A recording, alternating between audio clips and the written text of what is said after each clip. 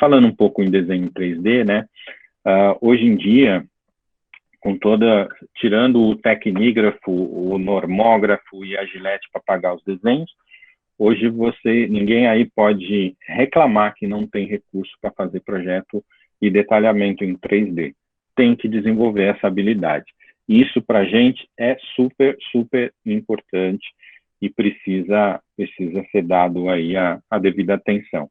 E a gente pode desenvolver projetos como soluções mais complexas de ancoragem, peças especiais, por exemplo, detalhe de junções e de ligações entre os perfis ou conceitos que quer representar, soluções grandes, às vezes até pode ser unifilar ou não, onde você vai poder buscar e ter informações, por exemplo, significativas aí da junção em ângulo de peças e aí a partir disso poder apresentar soluções efetivas aí de montagem, vedação, etc.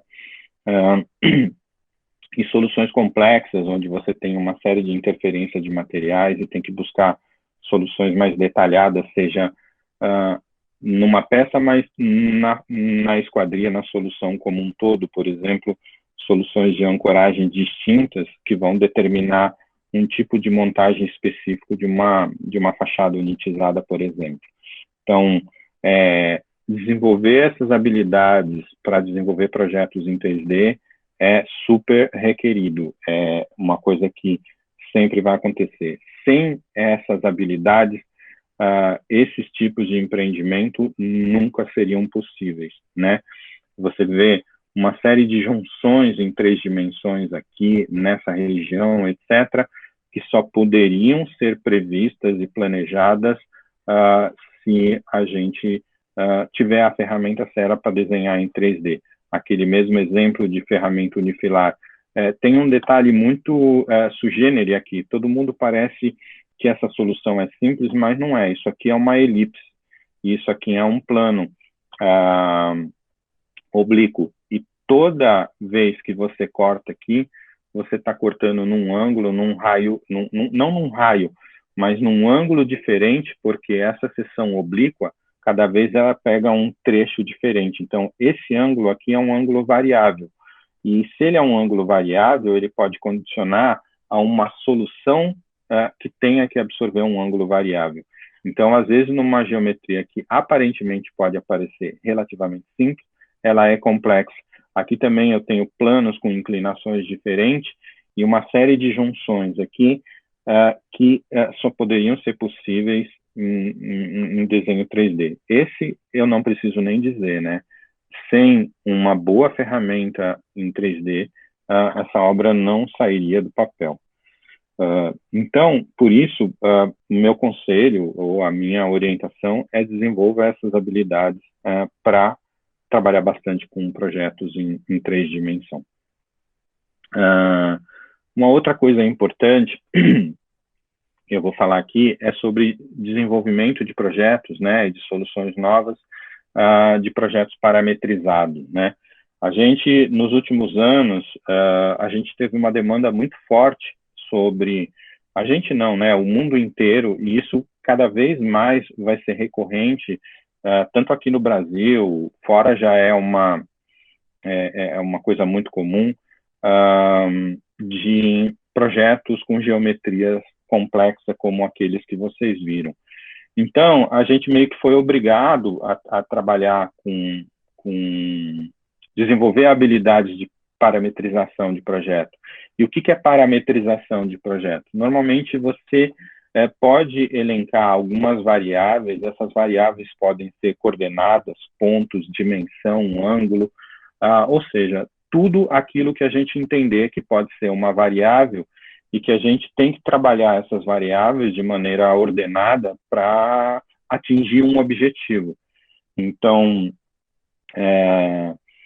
esse trabalho de mexer, né, nessas variáveis e de trabalhar as informações para atingir o objetivo tem ajudado a gente bastante a orientar os nossos clientes em empreendimentos de geometria complexa. Esse aqui é um empreendimento aqui em São Paulo, que vai ser desenvolvido.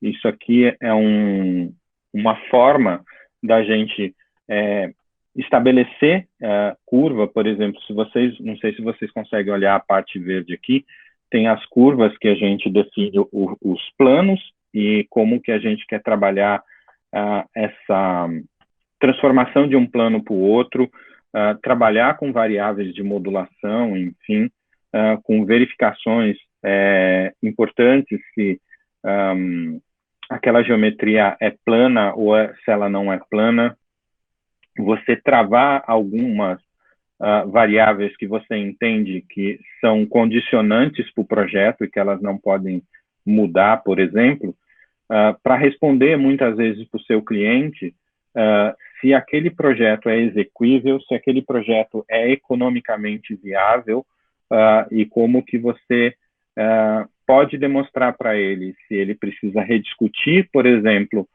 o plano de necessidade do arquiteto ou não.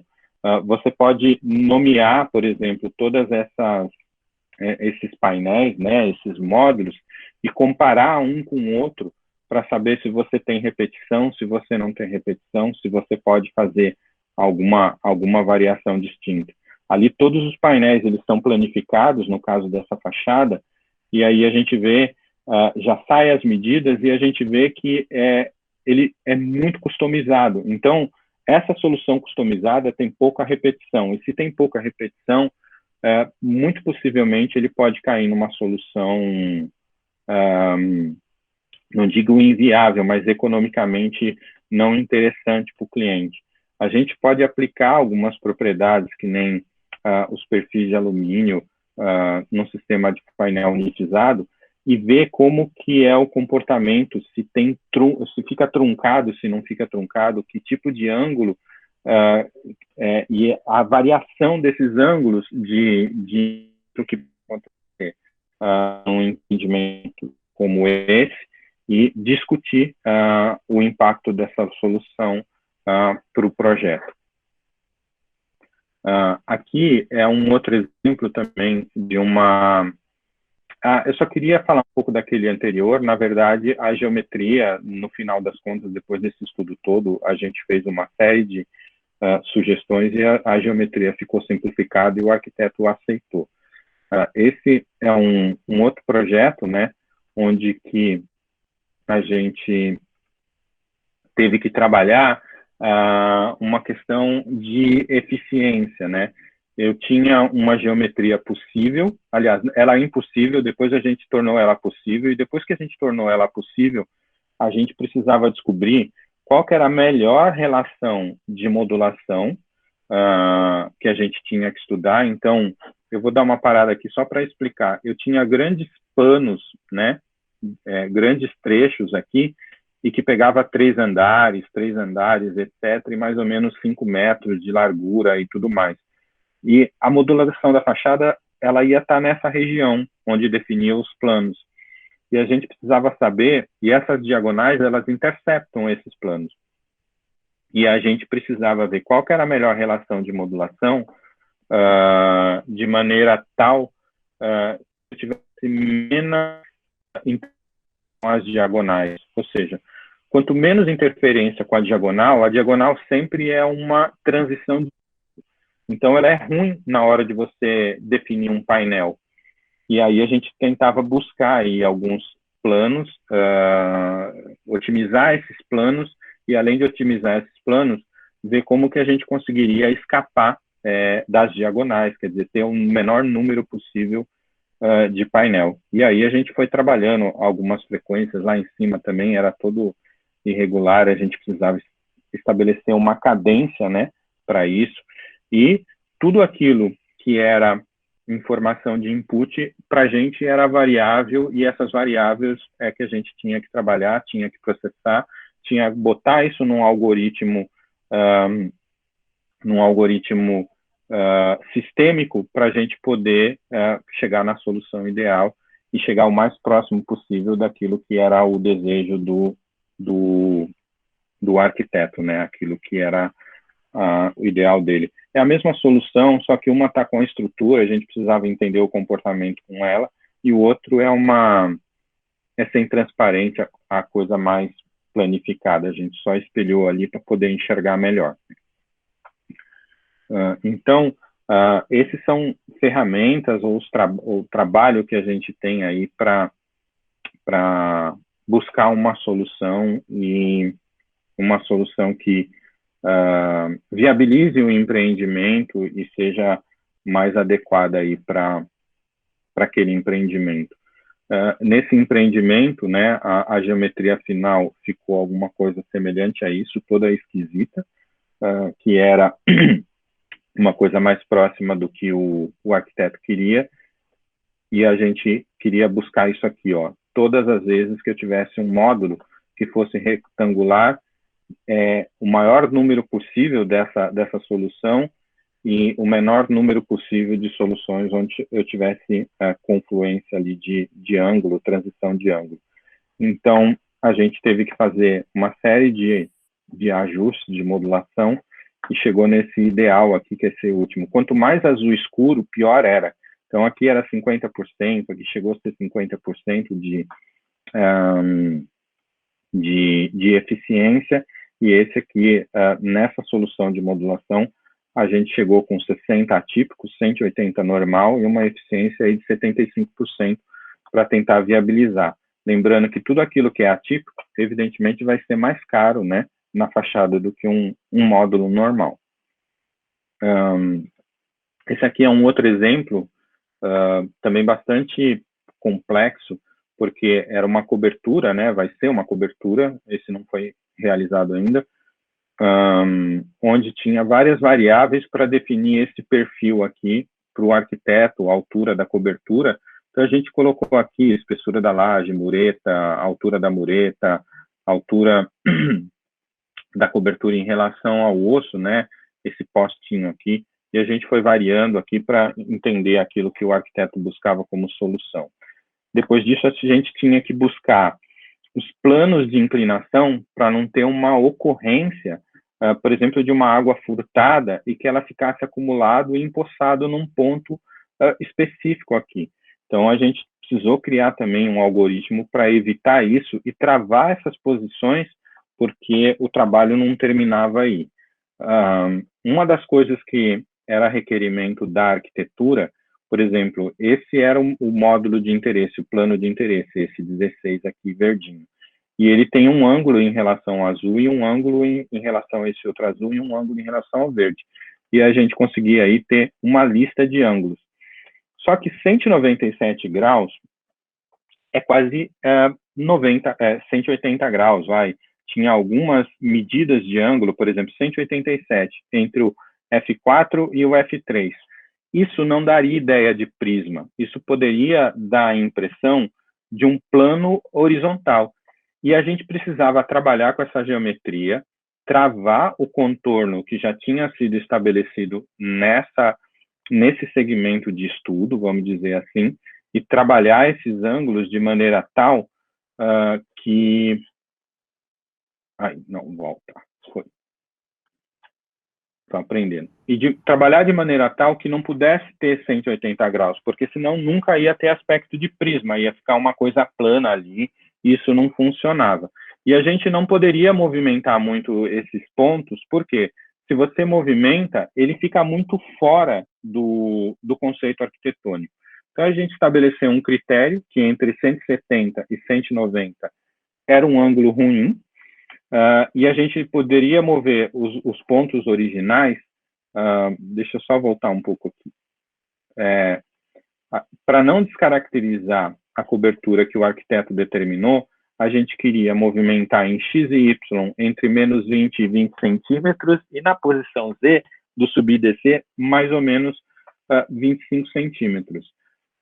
A gente teve que fazer essa condicionante, só que toda vez que você mexia nisso, que você mexia num slide desse, que era a posição, por exemplo, aqui em Z, ele vai subindo o bico ali, só que ele vai mexendo em todas as outras variáveis. Ele vai mexendo na eficiência, tá vendo? A maior parte dos planos estavam aí, e aí a gente precisa criar aí um algoritmo genético e fazer o software trabalhar para isso, e dizer para ele as condicionantes de inclinação, as condicionantes, os limites que a gente precisa, e deixar ele buscar a melhor solução, que é isso que vocês estão vendo, para a gente ter a maior eficiência, né, dentro daquelas condicionantes que a gente trabalhou. Não mexer muito nos pontos, porque era a geometria de interesse do arquiteto, não descaracterizar a geometria dele, né, mexer pouco, trabalhar dentro dos ângulos de uma maneira significativa, e a gente conseguiu aí sair de 55, não me lembro, para 88% de eficiência, né? 88% desses planos, eles atendem corretamente, as premissas de ângulos, e está dentro do que seria a geometria ali estabelecida pelo arquiteto. Ô, Crescêncio. Oi. É o Leonardo, tudo bem? Oi, Leonardo. Fantástica aula, tô adorando, viu? Desculpa te cortar, o Carlos Eduardo está com a mão levantada há um tempinho, eu não sei se ele queria questionar alguma coisa desse projeto. Carlos. Perdão, eu não vi, porque não aparece no meu computador, gente, só para vocês saberem, só a minha apresentação, não estou vendo ninguém. Eu posso parar ela para ver. Ô, Crescêncio, fica tranquilo, que é por isso que a gente está aqui, não se preocupa, não. Tá, mas o Carlos pode falar, não sei. Fala, Carlos Henrique. Oi, boa tarde, estão me ouvindo? Tô. Sim. Oi, Crescêncio, o nome desse software 3D aí, você pode passar para a gente ou não? É o Rhino, Rhinoceros. R-I-N-O, é isso? Ele tem H no meio aí. R-H-I, R-H-I-N-O-C-E-R-O-S, Rhinoceros. Mas todo mundo chama de Rhino, tá? Tá, nunca ouvi falar. Beleza, obrigado, viu? Nada, imagina. O Vinícius já mandou aqui, pessoal, nos comentários, e eu vou mandar agora já no grupo do WhatsApp para vocês terem, e aí, Crescêncio, tinha uma pergunta nos comentários do Alisson, mas por um acaso era a mesma pergunta. Então, tá bom. Beleza, mas é o Rhino. É um software de desenho 3D. Ele é muito utilizado lá fora. A gente aqui não tem muito essa cultura, mas ele é fantástico. Posso continuar? Segue lá, Crescêncio. Tá. Então, o que eu queria dizer é que sem essas ferramentas, a gente não conseguiria materializar essas soluções, né? Como a marquise lá do Einstein, ou essa obra de arte numa obra da Zabo, que a gente fez ali na Hélio Pellegrini, etc. e tal. Então, essa do Einstein também, a gente tinha uma forma orgânica arredondada e precisava padronizar para triângulos equiláteros com o mesmo diâmetro inscrito nesses triângulos, para que as medidas fossem o máximo possível igual. E aí o software, a gente consegue botar essas condicionantes para a gente chegar aí na solução correta.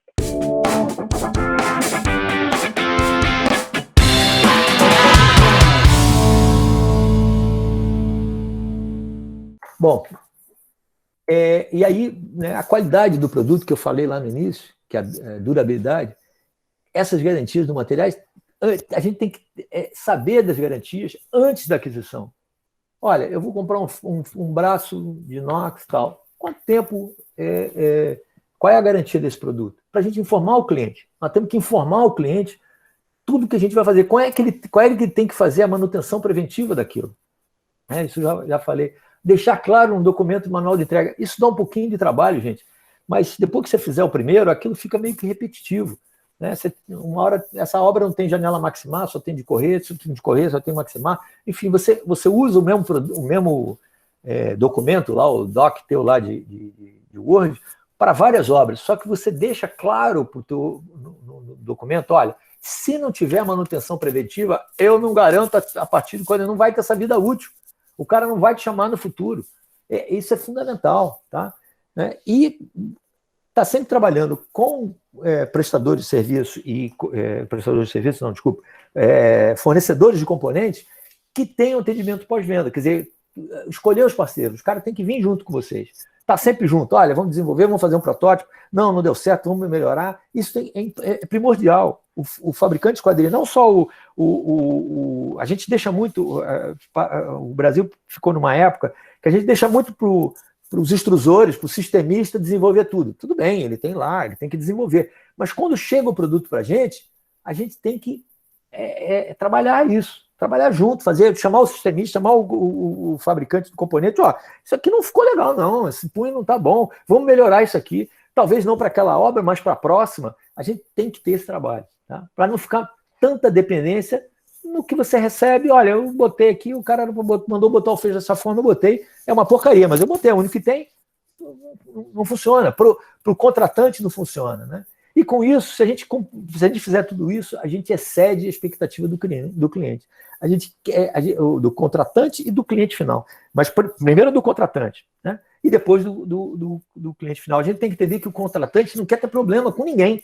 Ele quer entregar a obra, ir embora e nunca mais ser chamado pelo cliente final. Ele, às vezes, já pelo sistema da trinca na parede, a estação elétrica deu algum problema, ainda mais esquadria. E a gente tem que pensar que o custo da esquadria no empreendimento como um todo é alto, gente. Então, ele está pagando um valor alto para ter retorno. A gente tem que pensar bem sobre isso. É uma coisa.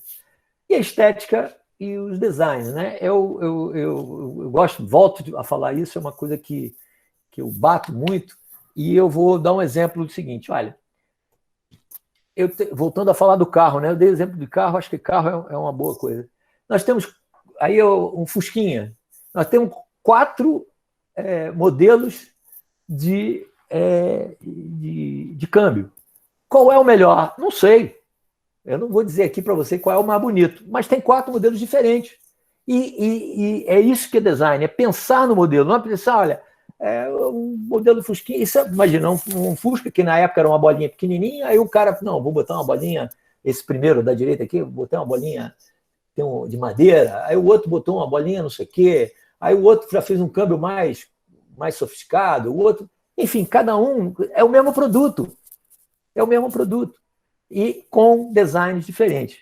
Imagina o seguinte, olha, se a gente não tivesse evolução na esquadria, isso aqui não aconteceria. Nós estamos com o Fusquinha em 1980, olha o Fusquinha em 2016, qual que você compraria hoje? O de 80? Se você for um colecionador, pode ser até que você queira comprar o de 80. Mas qual que você compraria? O de 80 ou o de 2016? É óbvio que o de 2016. Se você não for um colecionador, tem mais design. É o mesmo carro, o mesmo motor, a mesma suspensão, gasta a mesma coisa de chapa, só que um foi pensado e o outro não foi pensado. É o que a gente hoje, às vezes em algumas esquadrias, não são todas, tá? Mas em algumas esquadrias, nós estamos com esquadrias de 1980, quando a gente tinha que estar, pelo menos, não vou nem dizer 2021, tá? Vou falar de 2016. A gente não está, a gente não chegou nisso ainda. Então, a gente tem que... Aí o cliente final, aquele que vai usar a esquadria, ele pensa o seguinte, a esquadria tem que ser bela, tem que ser simples de usar. Olha, o seu fecho, você tem que travar aqui, botar o fecho em cima. Cara, pô, peraí, meu amigo, eu quero fazer com um acionamento, eu quero fazer tudo, né? Tem que correr e fechar com suavidade, tem que dar segurança, tem que vedar com eficiência, tem que ser silenciosa, tem que ter alta durabilidade e tem que ter custos, né? É óbvio que custo a gente vai... tem mil expectativas diferentes, né? Eu vou dar um exemplo seguinte. Eu, quando comecei a trabalhar, eu ficava no escritório do meu irmão, que eu falei agora há pouco, que era arquiteto, com um cartãozinho feito em impressora lá dentro do escritório, e cada um que chegava lá, que ia ver obras com ele, eu dava meu cartãozinho, tinha até aquela brincadeira, Antônio Facinhas, aqui está o meu cartão, lembra? Tinha um programa antigo que fazia isso. Quem é mais novo não sabe o que é isso, mas quem é antigo já deve ter visto. Eu dava meu cartãozinho, olha, aqui está meu cartãozinho, se você precisar... Um dia chegou um cara da Encol, que foi uma grande construtora no Brasil, eu apresentei, ele falou, não, cara, olha, a Encol tem a sua fábrica de esquadria, não precisamos de você não. Eu falei, tá bom. Passou-se umas 2 semanas, esse cara me ligou, falou, olha, Dr. Argeu, que é o diretor de produto da Encol, quer que você vá numa obra específica no Rio, que é o Diamond Tower, na rua Carlos Góes, que você dê uma olhada nas esquadrias. E você vai lá e se você fizer um bom trabalho, você vai fazer um relatório, se você fizer um bom trabalho, você vai ser contratado, ou pode ser contratado. Tá bom, fui lá, junto com o Argeu, me apresentei e tal. E cheguei, eu falei assim, eu vi uma porta, eu entrei dentro de um apartamento, tinha uma porta, 6 planos, com bandeira superior. Falei, nossa, nunca tinha visto isso. Há muito tempo que eu não via isso. Porta muito alta, eu faria a porta mais alta, mas eles fizeram com bandeira superior. Tal. Aí eu falei, o que você quer, Argeu? Não, queria que você mexesse aqui nas portas, você visse as portas e visse ela, o que você acha dessas portas? Aí eu falei para ele assim, olha, que é mais ou menos tudo que está resumido aqui. Eu falei, olha, eu vou ter que chegar lá, a porta tem que abrir. Era com... Eles botaram, apesar de ser... Não era com fecho concha, era com fecho com chave mesmo, com segredo. Falei, eu vou ter que você me dar a chave aqui, eu vou ter que abrir a porta tem que abrir. Ah, legal. A porta vai ter que correr bem. Bom, legal. E a porta tem que ter uma rigidez legal. Ah, tá bom, abre lá. Bom, tentamos abrir. Naquele apartamento que eu fui, não foi possível. Eu tive que ir para o apartamento do lado, porque o apartamento que eu fui, a chave entrava, mas o cilindro estava quebrado. Bom, fui para o apartamento do lado, com muita dificuldade. Pô, abriu. Ah, legal. Bom, a porta fez assim. Já deu para entender que a porta não funcionava, não corria direito, não era suave. Aí, quando eu fiz assim na porta, dei um empurrãozinho, aquela teste de serralheiro, assim, empurrei, o negócio balançou tudo. Eu falei, cara, eu não compraria apartamento aqui. Ele falou, você está contratado. Eu falei, mas eu não dei nem o meu valor. Ele falou, não, vamos aí se a gente acerta. Eu falei, por quê? Porque o meu diretor-presidente ontem esteve aqui e falou as 3 coisas que você falou. A porta tinha que abrir, a porta tinha que correr bem, suave, e a porta ele não podia balançar quando você está balançando nesse coisa. E aí a gente começou a fazer um trabalho com a Encol Norte Metais. Foi o meu primeiro grande cliente. Nós ficamos lá 2 anos, de 88 a 90, um pouquinho depois do plano Collor. Então, isso aqui resume muito o que o cliente final quer ver. Então, desde aquela época, eu comecei a ouvir muito o cliente final. Né? A gente ouve muito o serralheiro, a dificuldade que é de fazer o perfil, de contratar isso, fazer aquilo. Eu ouço muito o contratante, às vezes o construtor e tal, mas eu tenho que ouvir muito o cara que vai usar lá no final. Esse que vai ter que valorizar. Uma coisa que a gente tem que pensar é o seguinte, você pega hoje um folder, qualquer folder, aqueles livrinho de venda de produto, de apartamento, você vai olhando, chega lá no final e diz assim, cerâmicas Portinari, louças Deca, projetos Benedito Abud. Estou falando que isso é verdade, tá? O projeto de paisagismo não fala nada de esquadria. Quando eu comecei, falava esquadrias Fichet, esquadrias Ajax, esquadrias Prando Pavanello, esquadrias Grade-Fer, esquadrias Pagani Pinheiro. Isso o mercado perdeu, gente. A gente tem que voltar atrás, isso não é possível. Nós estamos evoluindo e involuindo. A gente evolui em algumas coisas, mas, por outro lado, a gente está sendo prestadores de mão de obra. A gente hoje é um produtor, a gente faz um produto, a gente não faz mão de obra. Né? E a gente passou a ser produtor de entrega de mão de obra. Então, aí virou bagunça. Tá? Desculpe esse desabafo, mas é importante isso. Né?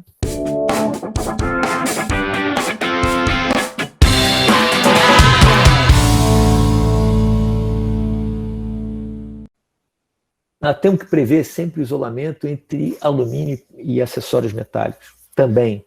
É uma da coisa que os componentes metálicos a gente não leva muito em conta. Bota uma manta galvanoplástica, tal. Antigamente a gente botava pontalete, né, em aço. Hoje a gente tem que pensar, olha, o que eu não vejo, não dá para me dizer que ele não vai ter contato. Então a gente tem que tentar fazer tudo com alumínio, usar perfis de liga estrutural, ao invés de, no caso estou falando de pontaletes, né, ao invés de usar os pontaletes de aço ou aço inox até, como foi usado em algumas épocas. Olha o que está acontecendo aqui, ó. O fecho. O fecho na beira do mar não teve uma proteção, então está tendo uma corrosão, não só no fecho, mas também no contato entre os 2 materiais. Né? Outra, quando você for especificar, se você for lá trabalhar com material, isso é tudo obra de frente do mar, tá? Isso aqui também é Nordeste. Você tem que chegar e ver, olha, onde vai trabalhar essa obra? Será que esse fecho, conversar com o teu fornecedor, vem cá, esse fecho vai aguentar quantas horas sem limpeza? Porque provavelmente nenhum desses materiais aqui foram limpos, né? E você assume depois isso. O cara vem e diz, tá tudo oxidado. Mas o senhor limpou a cada 3 meses? Não. E precisava? Ora, é lógico que precisava. Mas aonde estava escrito? Né? É sempre a pergunta do aonde estava escrito.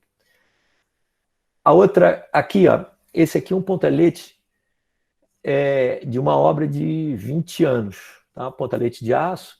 Nesse pontalete estava galvanizado, pintura, na época você usava pintura emborrachada, de borracha clorada e tal. Olha aí o que aconteceu.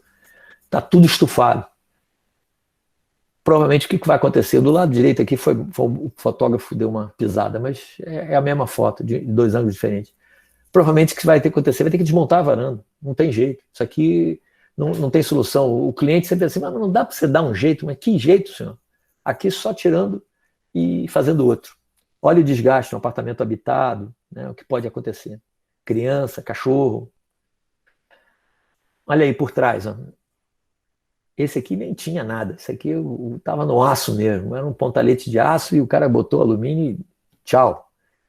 Né? Então, tá bem. Mas não foi limpo. Tudo bem, mas além de não estar limpo, quer dizer, tem uma corrosão do próprio alumínio, mas tem a corrosão de um elemento metálico, contato bimetálico aqui, né? Pilha galvânica, a famosa pilha galvânica, 2 materiais aqui, que acaba com o alumínio. Né? No caso, aço, alumínio acaba com o alumínio.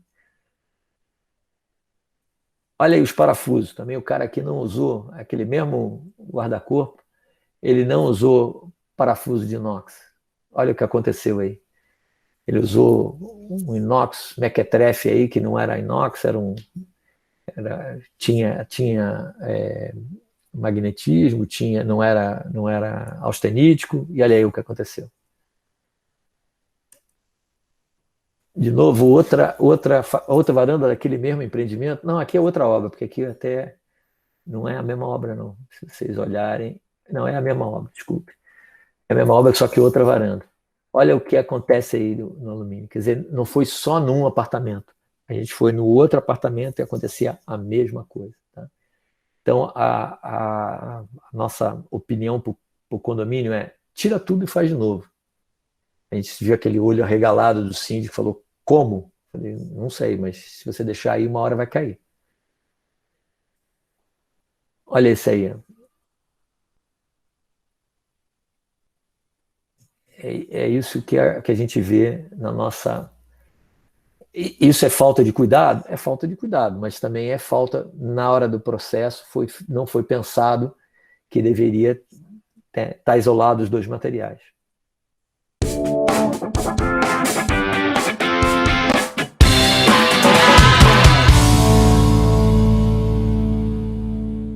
Tem muita gente que critica a história.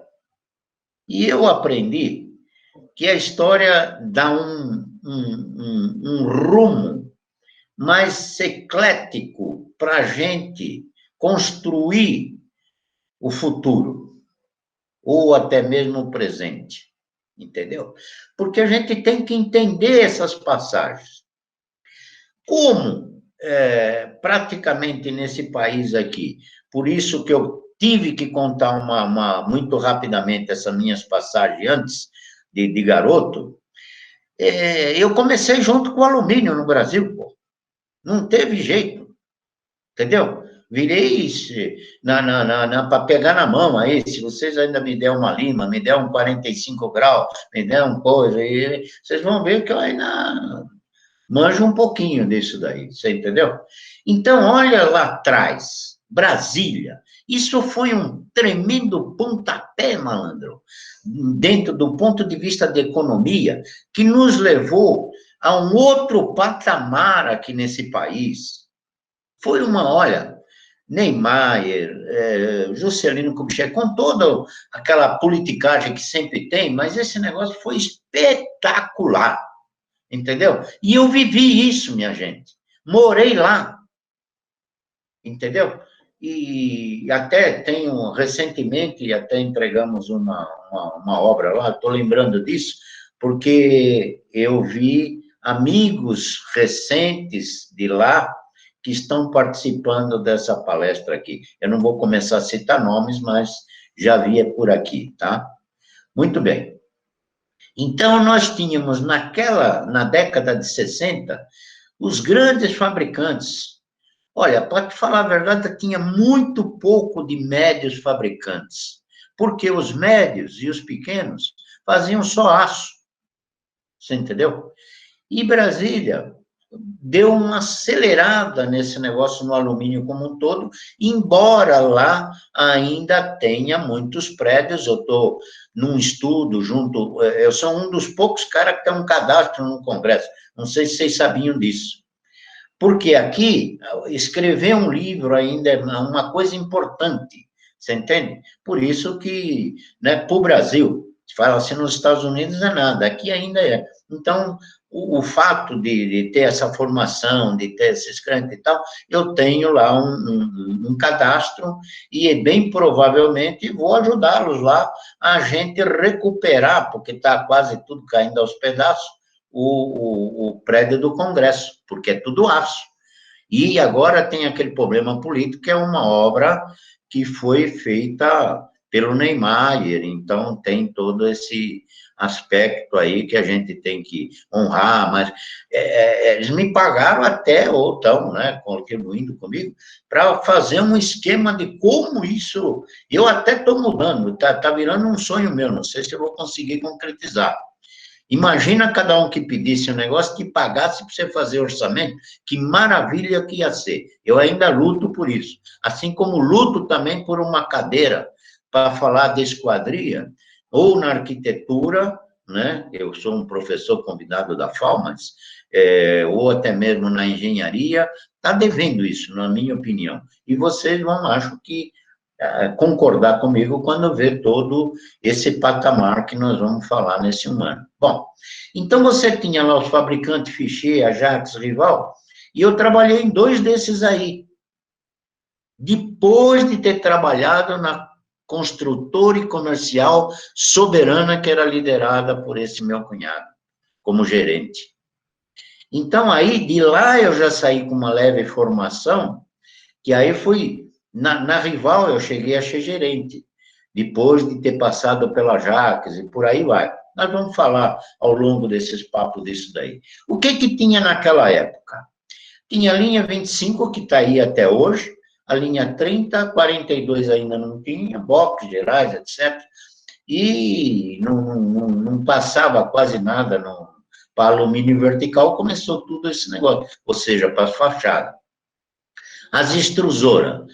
Tinha a Alcan, depois mas na realidade tinha a ISA aqui atrás, né? 60, 70, que depois foi comprada pela Alcoa, etc.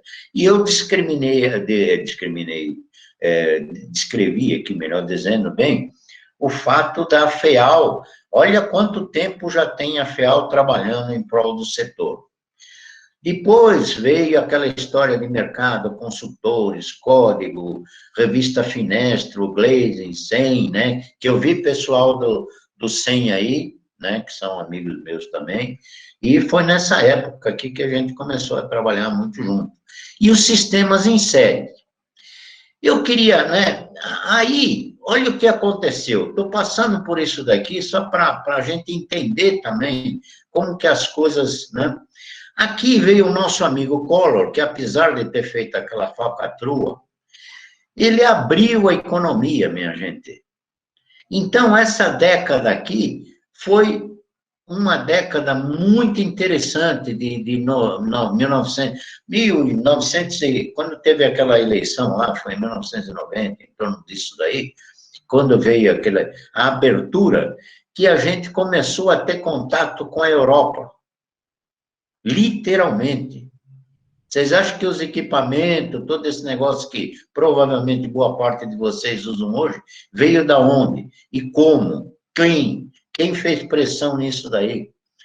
E aqui a gente aprendeu muito na Europa. A Câmara Europeia, internet, e por aí vai, né? Equipamentos de um modo geral. Aí nós tivemos Eu até classificaria, como nós vamos no segundo módulo, eu estou usando isso aqui. Nós vamos usar, no primeiro módulo, a primeira grande revolução que eu acho que nós tivemos, que foi na década de 80, que foi quando foram introduzidos os sistemas no Brasil. Os primeiros sistemas. O sistema UCAM, por exemplo, linha 1, 2, 3. Depois, nós tivemos um outro, que foi mais no final da década de 90, que foi a parte da Suprema, com uns equipamentos que vieram todo da Europa, né? Podemos até classificar dentro do ano 2000, por aí. Mas aí nós tivemos uma outra paralela aí, que são as fachadas, que vieram em torno dos Estados Unidos, que nós vamos falar bastante disso daí. Vocês entenderam? E nós estamos numa situação atual aqui, que depois, lá passado esse ano, nós vamos discutir em grupo, né? O que a gente vê para o futuro, que é de vocês. Você entendeu? Está tudo aqui para vocês lerem. Vamos para a folha 6.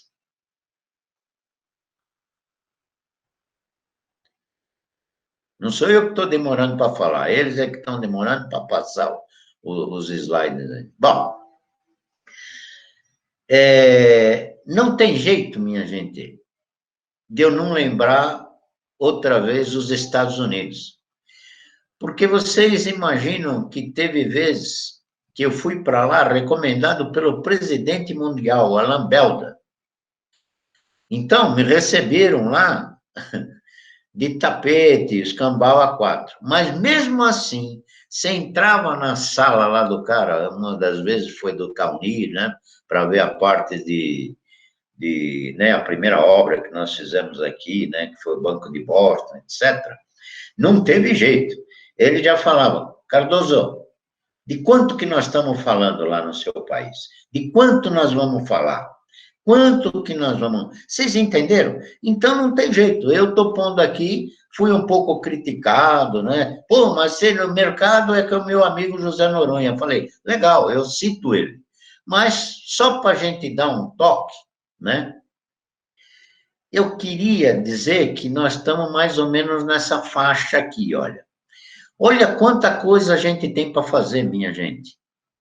Esse é um mapa que a gente tem da FEAL, da ABAL, de 2018, eles demoram um pouco, mas eu não quis misturar muito por causa do nó que deu 2019, 2020 aí, né?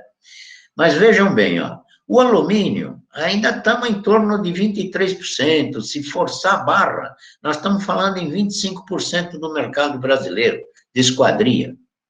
Enquanto que o aço, nós estamos falando de 45%, minha gente. Então, não tem jeito de vez em quando, a gente lembra disso. Temos muito o que fazer. Não podemos só ficar olhando para isso aqui. Né? Por mais que a gente use, etc., o alumínio ainda, aqui no Brasil, do ponto de vista de aço, ainda é um dos países, um dos únicos no mundo que ainda usa aço para essa finalidade aí. Você entende? E nós vamos debater um pouco disso daí. Nós temos aí já uma queda, já foi maior, por exemplo, o negócio da madeira, né? Já vem diminuindo, essa é a verdade. Paralelamente, vem aumentando o PVC, que nós vamos também falar lá na frente, né? Na hora devida sobre isso daí. E é engraçado, né? Que nos anos 70, vocês conhecem jornal, né? Apesar de só ter internet agora, etc. Mas você tem o Estado de São Paulo, a Folha de São Paulo, por acaso da Folha eu sou assinante até hoje. Mas era muito comum nas folhas no Estado de São Paulo, na parte onde fazia propaganda, lançamentos, hoje, que nem a gente vê, os caras destacando que aquele prédio estava começando a ter, ou já tinha, as esquadrias de alumínio. Era um tremendo reverencial. E esse negócio é que nos levou a fazer a primeira revolução, minha gente. Será que não estava na hora da gente bater esse papo? Mas a gente deixa né? Lá no final. Vamos armazenando os bate-papos. Vamos em frente.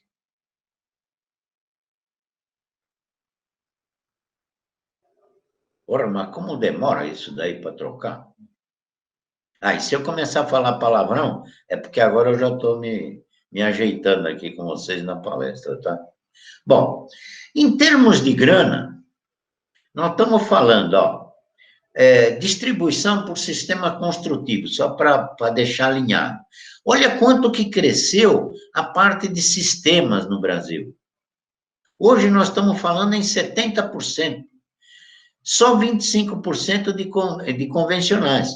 E as fachadas estão sempre entre 8 e 12, essa é a verdade. Depende do ano, e mas está aí, né? Eu peguei os números de recente, aí sim, né? Porque, olha, eu queria mostrar com o padrão, né? No ano 2020, que foi o ano passado, 90 mil toneladas, minha gente, de esquadria. A previsão para esse ano aqui, se todo santo ajudar, que essa previsão foi feita, e a gente já não esperava esse baque que veio, é de 93 mil toneladas. Estamos falando de dinheiro, né? Eu pus aqui, normalmente eu uso em dólar, mas ia ficar tão baixo se eu pusesse o dólar hoje. Mas a gente está falando em 8 bi, mesmo nessa crise terrível que nós estamos vivendo aí, no sentido geral da palavra, né? Sem considerar o vidro, que é um irmão gêmeo das esquadrias, do alumínio, das extrusão. Então, mas imagine o seguinte, minha gente, em 2013, a gente falava em 144 mil toneladas. É mole. O baque que foi. Então, não dava para a gente não mostrar isso para vocês.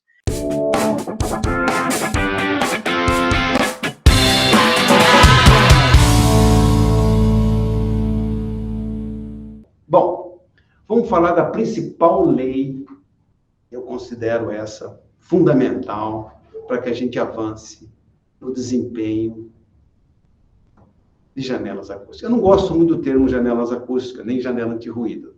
Gosto mais de janelas eficientes, porque a janela acústica não traduz a realidade, ninguém isola 100%.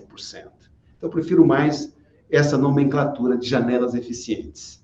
Eu acho que ela é mais adequada para esse tipo de segmento.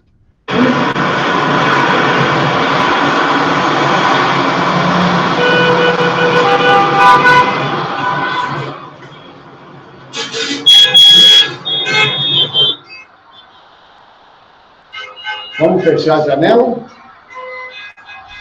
Opa, fechamos a janela. Vamos entender a curva de desempenho dessa janela. O que é importante aqui para vocês guardarem é que na baixa frequência o desempenho é menor do que na alta. Ou seja, aqui em 250 Hz, essa janela está isolando mais ou menos 38 dB. E lá na alta frequência, está isolando 52. Isso vale para um painel, para uma parede, para um drywall. A curva de desempenho geralmente segue esse formato. Na baixa frequência isola menos e na alta frequência isola mais. Vamos agora entender um pouco e vamos colocar aqui uma fresta nessa janela. É uma janela de correr, ela tem que ter fresta, senão ela não corre, certo? Ela vai ficar muito dura. Então, primeiro vamos saber o que é alta frequência.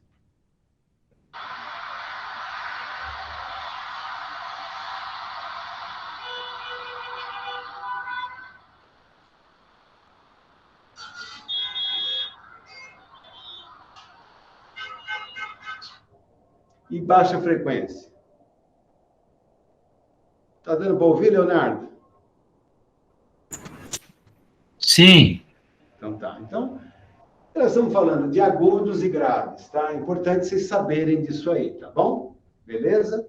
Vamos agora colocar uma fresta de 1 milímetro nessa janela e ver como é que se comporta o desempenho dela por faixa de frequência. Então, temos aqui 1 milímetro e paramos aqui até a média frequência. Daqui para lá é baixa frequência. E vamos ver o que acontece no desempenho dessa janela.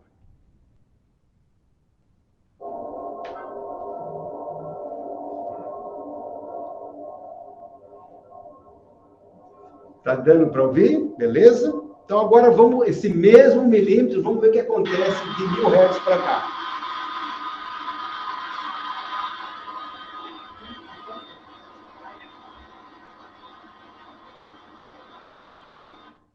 Observaram? O mesmo milímetro na baixa frequência é bem inferior à alta frequência. Na alta frequência, o bicho pega. O mesmo 1 milímetro, tá? Tudo bem? Estamos acompanhando aqui? Estamos juntos? Vamos lá. Na baixa frequência, como é que você lida com lei das massas? Quanto mais peso, melhor. E na alta frequência? Vedação. Quanto mais vedação, melhor. É assim que funciona, tá? Vamos ver isso na prática? Mundo real.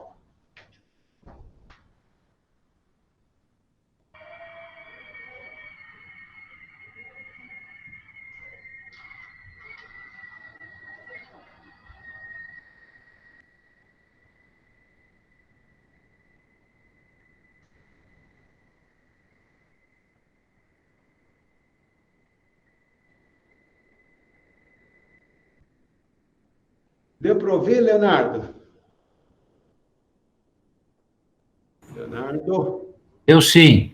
Então, esse é um caso real. Eu me hospedei, esse é um hotel em Salvador, e à noite eu observei que essa janela tinha uma fresta aí aproximada aí de uns 5, 6 milímetros. Chamei o gerente do hotel, ele até me arrumou um quarto em frente. Eu falei, não quero ficar nesse, que era tão fascinante você viver na prática uma fresta desse tamanho.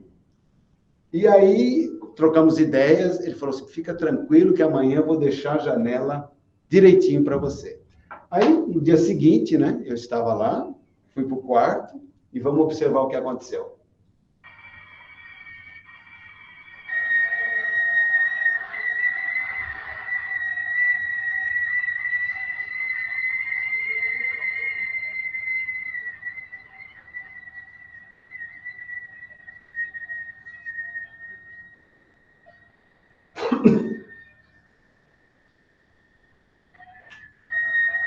Escutou, Leonardo? Escutamos bem. Legal. O que eu quero mostrar para vocês? Que 1 milímetro, nessa situação, é pior que 5 milímetros. Por causa da ventania. Quando você estiver no seu carro, numa estrada, deixa uma unha, 1 milímetro dela aberta. E veja a sensação auditiva que isso provoca. É um agudo infernal. Abre para uns 4, 5 milímetros, vocês vão ver que continua a mesma intensidade, mas ele é mais suave. Isso tem muito a ver com comprimento de onda, por causa disso aqui, ó. Nós só ouvimos dessa curva aqui para cima. Significa que nós somos surdos para baixa frequência. A gente ouve menos na baixa frequência. E quando você vai diminuindo a fresta, você vai aumentando a sua sensibilidade. É muito louco isso, né?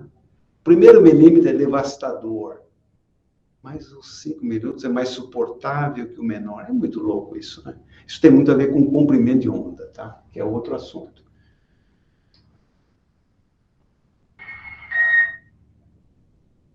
Vamos avançar. Pessoal, olha aqui, uma porta.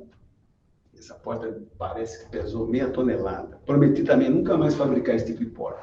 Foi para a General Motors, o auditório deles, eles não tinham espaço e nós tínhamos que fazer uma porta que correspondesse a uma parede. Se você fechasse, imagina uma parede fechada. O RW dessa porta foi de 43 dB.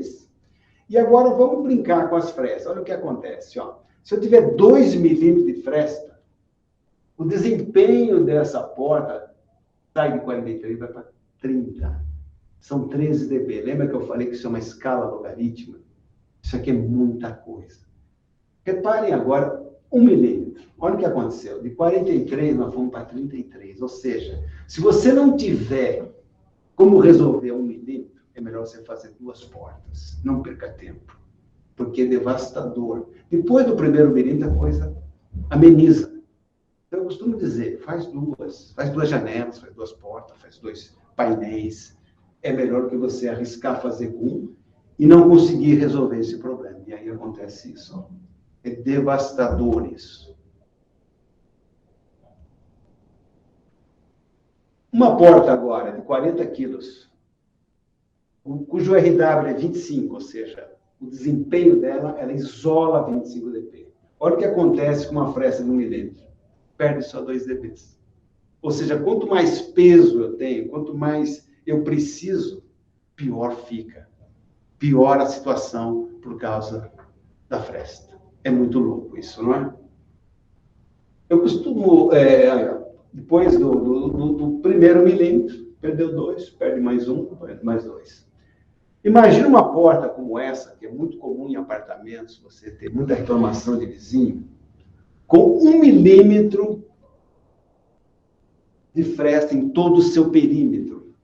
Uma porta dessa perde, em média, 10 dB. É muita coisa, com 1 milímetro. Pra vocês terem ideia, a fresta inferior, essa fresta aqui, representa 50% de todo o desempenho.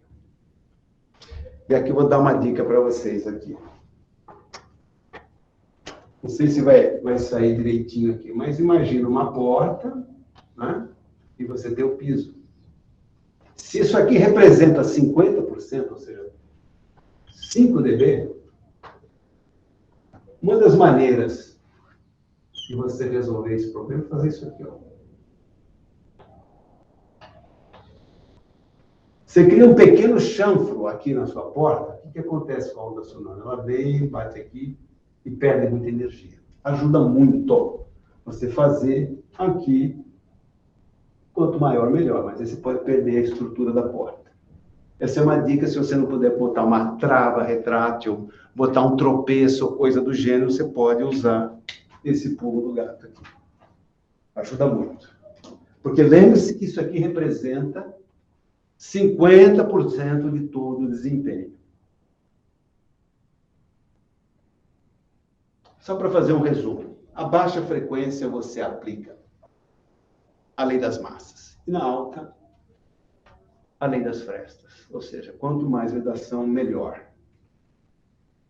Lembre que após 1 milímetro, a influência é menor. Portanto, se você não conseguir resolver 1 milímetro, parta para 2 portas, para 2 janelas, coisa do gênero, tá?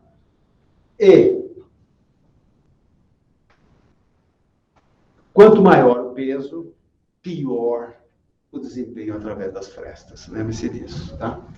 Eu gosto muito desse case do Hotel Nick, porque ele exemplifica muito bem a importância da lei da fresta. E aqui eu gostaria que vocês, se tiver que pegar um case para vocês guardarem, é esse.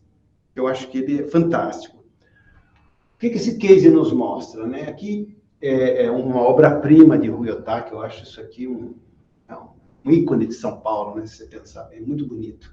Aqui é rota de helicópteros, e aqui é a Avenida Brigadeiro Luiz Antônio, para quem não conhece, passa ônibus, praticamente 24 horas também, com tudo em São Paulo, né? E muito barulho, e por uma diária de R$ 2.500, você imagina esse hóspede aí como deve ser exigente, né? Está aqui o local, aqui está o quarto, e nós fomos chamados, o Rui Otaki me chamou na época, porque estava tendo muita reclamação de ruído, né?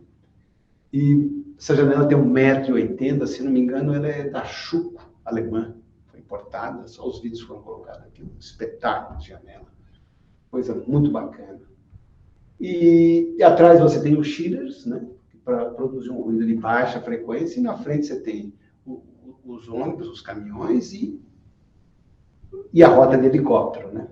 Nós estivemos lá, avaliamos os caixilhos, né, e aí nós começamos a pensar no que fazer, né.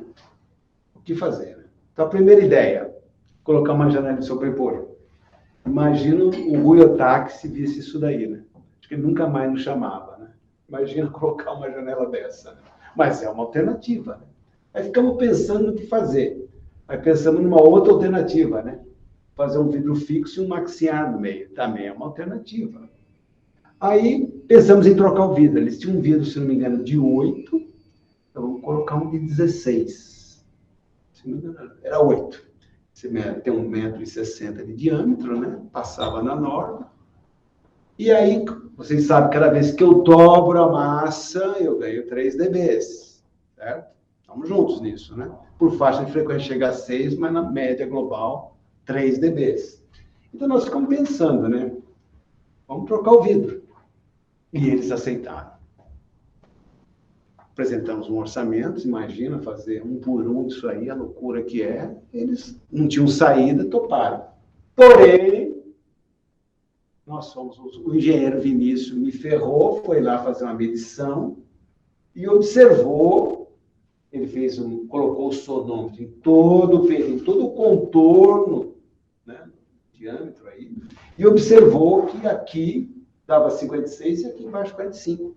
Então, nós já encontramos uma desregulagem desse fecho que não estava puxando.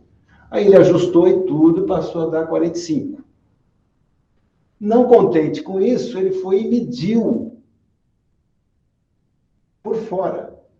Observem a espessura dessa parede, olha. Estão vendo?